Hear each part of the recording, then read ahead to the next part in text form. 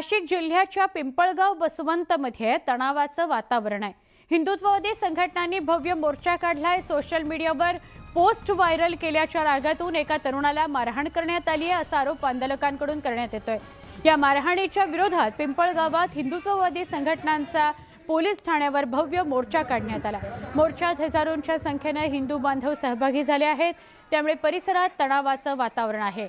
ही नाशिकमधून थेट बातमी, महत्त्वाची बातमी आहे। आमचे प्रतिनिधी लक्ष्मण घटोळ यांना विचारूया काय नेमकं घडलंय। लक्ष्मण, काय अधिक माहिती?